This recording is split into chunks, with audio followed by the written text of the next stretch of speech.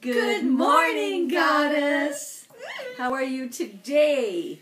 I'm good. Are you well? Are they good? Are you all well? I'm so happy you're here again. We are just enjoying our success on this show so much, and we're glad to share with you new exciting ideas and attitudes.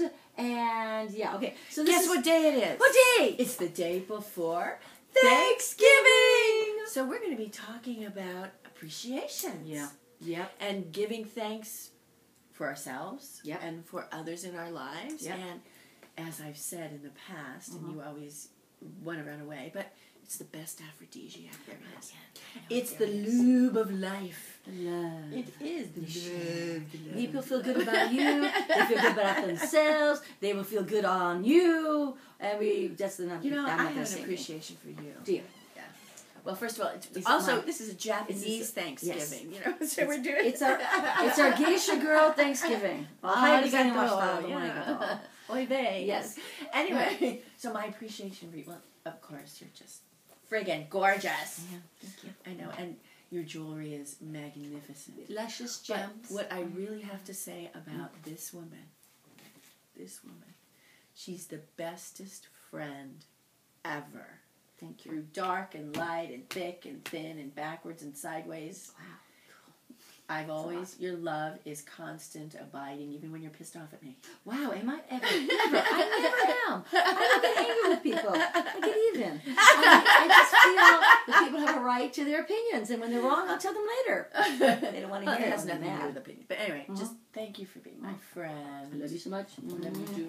Mwah. And we won't Thank mess you. up our lipstick. No. So We have a show. We have a show to do.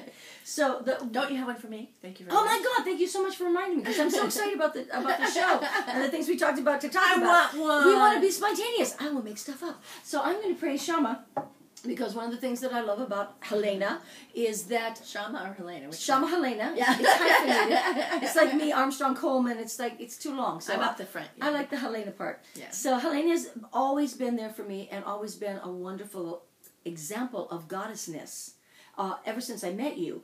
And the wonderful power you have in the tantric arts is something that's always impressed me, because most people think it's just about teaching people how to make love to each other.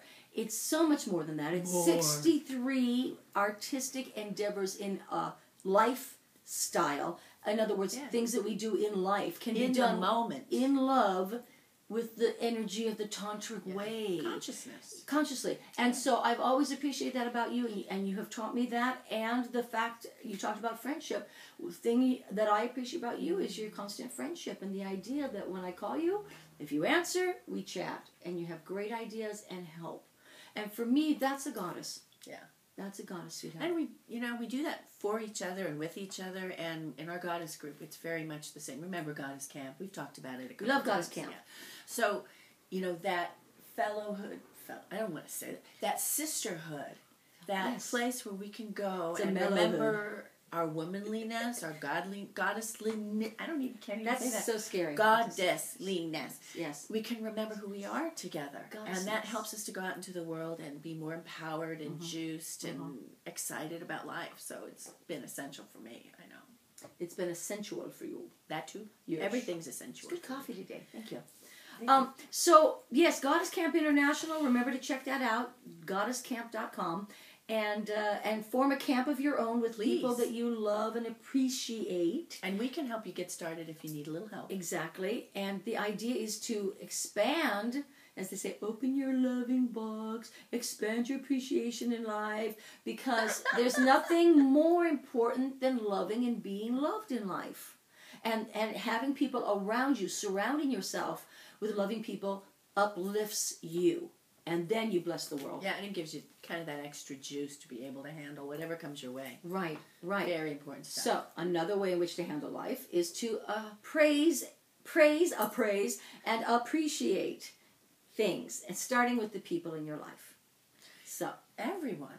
It is the lube of life. Yes. So, what that means is, if I approach you and I tell you, what I so love and appreciate about you. How does that make you feel? It feels like someone sees me, like someone really gets who I am and what I'm trying to do. That's so important. It sometimes falls short, sometimes is ignored, sometimes it's not what they needed at the moment, and that's a hard one because if I'm given to somebody, of course you must need it. I'm here to save you. I'm in tune with you. I am. I'm here to help. And I thank you would be nice. But I had to really get over the fact sometimes people don't need what it is I want to give or I'm able to give in that moment, and I have to like either back off or go, all right, do over, you try it. Yeah. Maybe they need what you got. Or ask, what is it that you want from me? Wow, what a novel idea. We did this the other day, and I got to tell you, at one of the camps, it was a powerful question. What do you need from me now to make our home better or happier? What do you need from me right now? And it wasn't a question that it filled me with a little fear because I thought I was doing enough. But it was a question more of love and appreciation. Yeah. I want you to be happier. Tell me what you need, and we'll discuss it. It was very powerful. Oh, yeah. Yeah. It is, because everybody, I think some of us have read that book, Love Languages. It's about getting in touch with what is it that makes you really feel loved? For me, for instance, it's mutual support and cooperation. You know, digging into a project together, doing it together, supporting each other. You know, whether it's cleaning the house or whether it has to do with some business project. Just being there for each other, to me, is what really says I love you. Right. For my partner, it's sex. I'm surprised. Okay, yeah. Well, we all know the top of the list for men is something physically, emotionally. Yeah. Actually, I will tell you the truth. One of my favorite books is His Needs, Her Needs. And when it comes to appreciation, this book on relationship is one of the best ones. It's by Dr. Harley. And I really, I'll get the full name later. It'll be on the website, believe me now, I'll post it. His Needs, Her Needs. And the top number one need that men say, they need appreciation. Sex is on the top 5, don't worry about it, okay?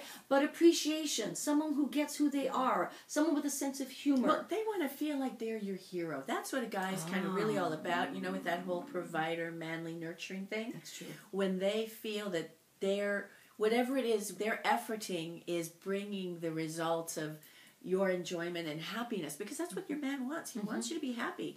So if he hears and knows that what he's doing is working, he's going to do more. Right. And if he feels like it's landing on fallow ground, he's going to stop and put his attention somewhere else. Yeah, and that's kind of how affairs start in relationships. Just to put it out there, it is how it happens when the guy doesn't feel appreciated.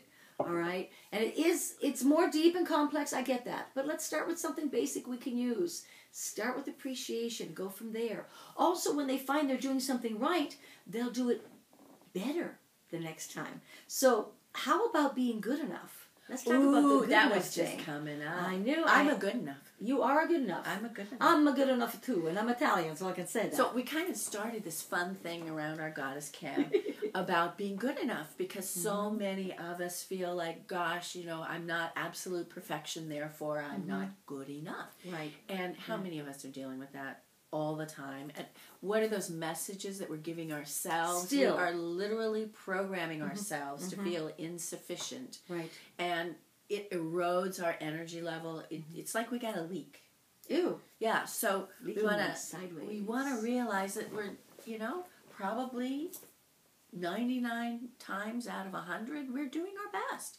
Even if our best falls short of our intentions or expectations, in that moment, we're probably doing the best we can do. Yes. For whatever reason. And therefore, it is good enough. Right. So many women think until they're perfect, they can't claim that it's good. Did you ever feel that way? Oh, you know, once, twice maybe. And being an ex-perfectionist, hello, I'm Genevieve Coleman, and I'm a perfectionist.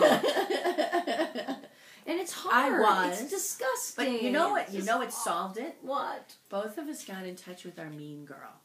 Oh, that's another show. I know, but we're going to talk about Mean Girl in a special episode. We need to refer to her, because that's that part of us that constantly erodes and discounts all of our best efforts. Right, and tells us. It runs in tandem with the good enough thing, gotta say. It does. So, it does. You know, we've learned to kind of flick her off a bit, I have to tell you that I used to be. It's like if I heard a negative comment about myself or anything, it was like somebody stuck a knife in it, turned it, and the pain was so excruciating. I mean, it was really excruciating. And I've gotten a lot nicer with myself, and I rarely experience that anymore. Yes. Kindness to ourselves is the first step.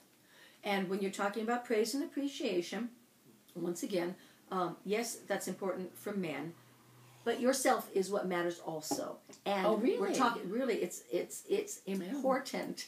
And so being kind to yourself is most important. Starting the good enough path, let's just call it, on the path to praising yourself in little ways along the way throughout the day. Now, we're not talking about great big ego strokes. We are talking of consciously being aware, I did that well. I cooked. I did the report. Where's that my was easy boss, button? The easy button. Love that easy button. Staples. It's all about... Can we get them to plug the show? Sponsor the show. Being good to yourself along the way means being consciously aware of the little things you're doing right. So from there you can build it to, I really do feel that I did a good, productive day's work. I do feel good enough. My kids are clean and fed and they're good enough. All of a sudden, others are good enough, in your opinion. Because when you're hard on yourself... Well, I want to talk about you're hard that on everyone. Yeah, exactly. As you learn how to be more loving to yourself, think about it. How many people have you heard saying, well, I'll do that for others, but for myself, I'm critical and da-da-da. And the thing is that the better you love yourself, and this has been my journey since my 20s, learning to love myself. I really didn't. And it's taken 12 years. Thank you. It is the juiciest, most rewarding journey there is. And why? Because the more loving I am to myself, the better a lover I am to everyone else. And the more sensitive, the more compassionate, the more aware. Right. I would always be, wonderful to other people and horrible to myself. And how many of us have those tapes running, that inner critical parent, mean girl, whatever you want to call it. Right. And we are so much more abusive to ourselves than we are to anyone else. And that creates a kind of desensitization. Yeah. I mean, I remember there was a point in my life where I would insult myself first and think all those bad things first so that if somebody said it to me, it wouldn't hurt as much. Because guess what? Oh, yeah, I know. It doesn't work. It does not work to improve your life. No. It doesn't. On any level. Because it still hurts when they say it. A. B, now you're agreeing with them. What's that about? Okay, C, you're not getting any better. So it's a cycle. And it's a cycle of abuse. This is what it is. It's a downward spiral. Right. And you need to stop that cycle of abuse. Now, we're not going to get into parents and parenting and children, but if you are a parent, you will stop that cycle right now. Ladies and gentlemen, you will stop that cycle. You will find something to praise your children about every day. Lose the shame and blame. At dinner time and before you go to bed, you will please, this is your tip for the show, please find things to praise yourself and then your family about. Start there. And at the dinner table we go, okay, tell me something awful that happened today. And oh, I got a D on my paper. Oh, that's awful. They all go, oh, terrible. Tell me something great that happened. And then we always end on the high note, on the happy note. And then before you go to bed, you praise your children, you praise your loved one, your spouse, your partner, and you say, I'm so grateful for you. I really appreciate this that you did today for me or for us. Or for yourself. I notice how you're improving your ability to handle your temper or something. And I'm praising you, and I want you to know I'm aware of it. Focused on the positive. Yes. Yeah. There's something else that I kind of experienced with my daughter because, I'm madly in love with her. It's the best love affair I've ever had. And what I've noticed from her is, I'm always wanting to reinforce and support and praise. And sometimes it loses its value if it's overdone. Oh, really? Yeah, it does. So be mindful of how you're using it so that it is effective. Huh, okay. Sometimes they go, oh, you're my mom, you gotta say that. Exactly. I get it. Exactly. I don't think that's ever been a problem for me. I really like praise anytime I get it. Well, I do too. I'm a praise slut. Oh, really? Yeah. Let's not go there. Right. So there we are with our tips of finding things to praise, appreciating our men first, and I have to go back to that, his needs, her needs. Her need, number one, to feel cherished. and to taken feel care cherished, of. to feel adored, Yes. to feel that what she does and the efforts that she makes are like, honey, you are the best thing, and you are so hot. Whatever phrases work for him, take it, because he means I love you and I adore you, and I'm going to show you by going to work or doing whatever he does. Yeah. But she's going to feel cherished. He does this, or my partner does this for me. That matters. And it's okay to let your partner know what you need acknowledged. Right. You don't have to just sit there and wait until he's smart enough to figure it out himself. Let him know, Right. I need some acknowledgement for this. Uh-huh. I did this yesterday. How was that for you? Mm-hmm. Did it nurture and feed? And one of the things about guys is that from a very young age, they're kind of taught to move away from feelings and thoughts like that. So I have a list of words that describe feelings, and I will hand it to him. I will say, how do you feel right Circle now? 3. How do you feel? And That's he will great. go down the list and use the words, which of course trains him in getting back in touch with his feelings. Because, relationship is about feelings. When they go to work, it's kind of the warrior paradigm. But when they come home, it's about feelings and family. So we each and women get caught in that trap too. We go to work, we step into a masculine kind of a role, and when we come home, we have to shift back into our feminine. Right. Safety and comfort for both people in the home is important. So, you've got to have that polarity, keep things juicy. Mm-hmm. And if we can step, when we come home, into that feeling place, it's going to make things so much better. Right. There's this book by Dr. David Schnarch called The Passionate Marriage, which I love. Aww. And one of the things he suggests is that when you come home, to shift from the workaday mentality into relationship mentality, you come together with a really deep and feeling hug. Aww. So it starts with just tuning into yourself and how do I want to be and what kind of energy do I want to be in tonight. Right. And then from there you move into connection with your partner and really feeling your love and your appreciation and your enjoyment. And maybe you say some of the words that occur to you in your head. Oh, you feel so good. I missed you today. Whatever's there in the moment, and speak it. If it's there, speak it, because your partner really wants and probably needs to hear it. Right. And from there, you can either run off into the bedroom, or you can kind of gently move apart and continue your evening. But The your kids are pulling on your leg. I know, okay. Yeah, get a room. We're not running anywhere.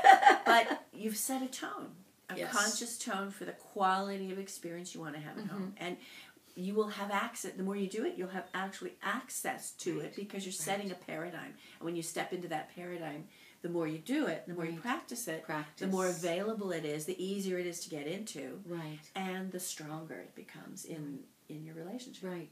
So breathe, hug together, take a deep breath, practice it, visualize in your head how you'd like that to be when he comes home, she comes home, when you're together for the first 5 minutes.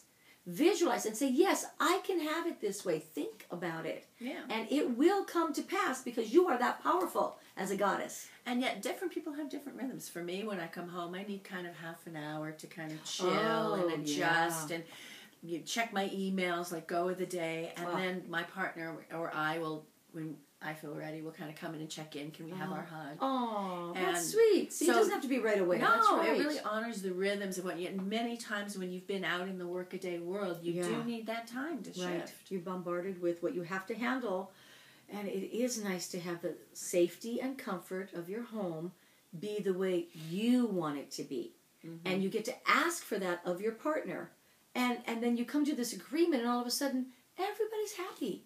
And you can appreciate your partner more because they're listening to you. They're giving you what you need. And you're allowed to ask for things to be that way, by the way. And just think what you're modeling for your kids. Oh, my goodness. In terms of, I interview a lot of clients, and one of my first questions is, as I'm giving them a kind of a life history review, this kind of in a relationship and sexual context, were your parents very affectionate with each other, with the kids? And I have to say about 60% of the people that I talked to saw very little physical evidence of their parents' affection. So then I'll say, well, how did they love each other? How could you tell they loved each other? And they would give me comments like, well, they would kind of take care of each other and they would back each other up, which is great. But it's not a bad thing for your kids to see you hugging and kissing and really displaying your love for one another and for them. It's really important. Yes, very. And we think we have succeeded when we hear them say, get a room. We have done it right. Yeah. So I want to just mention a little bit about kids right now. You can also show your appreciation to your children by praising them and saying something like, honey, I just love it so much when you give mommy 5 or 10 minutes when she comes home and you Crayola over here or you finish watching your show, and I really appreciate your ability to be quiet like that and to do that for me. Thank you. What a big boy. What a big girl. And they start shifting their mindset to, wow, I can do this for mom too. I can do something. And they appreciate me. That's a mind blower for a lot of kids when they're always being told what to do, told what's wrong, told how they're not good enough. And that's how that cycle of abuse starts. So that's how you can break it. That's Praise awesome. and appreciation. Okay. Very important stuff. So, have we done this one? In what? Praise and appreciation? Yeah. Yes. I've done it to my kids their whole lives. No, have we left anything out for our show? Oh my God, no, this show's great. Accepting, now open for praise. Oh, I have to say that. You have to train your partner, your lover, your spouse to say, honey, it's praise time. And you take them by the hand, you take them around the house, and show them what you've done, and you fixed, Absolutely. and you did right. And you go, this one, the only way good they're job. gonna know. And you It's give the them only the way they're words, gonna know. good job, Yeah. good for you, it's beautiful. And you go around the house, it's the funniest thing, and he'll go, oh, good job. Oh, that's good. I guess you did some Oh, stuff. good job. Wow, it's beautiful. And you're going, you see? You see? Oh, and he's successful. He has successfully praised you. No pressure. One other thing, before you make love, sitting down to take some time to really appreciate each other creates a beautiful foundation for an open heart, because sometimes, the contraction of life steps in, he didn't empty the trash or whatever, and that might create a sense of wanting to protect and keep yourself a little closed and maybe not opening. Because you're angry. Yeah, and pissed off. As fully as you might normally want to with your partner. So if you create that sense of appreciation and maybe clear a couple things you need to clear, then you can be open and available and really give your whole heart to your partner in such a sacred time. Right. That's important. It's not just about the physical stuff. No. It's about the emotional stuff and the heart space and really being available and present and open to your partner. And that's the best aphrodisiac there is. It is the power of appreciation, ladies and gentlemen. That's what the goddess has, that power. Yes. So it is. Thank you for joining us today on Good Morning, Goddess. Yay. We'll see you next time. Happy Thanksgiving. That too.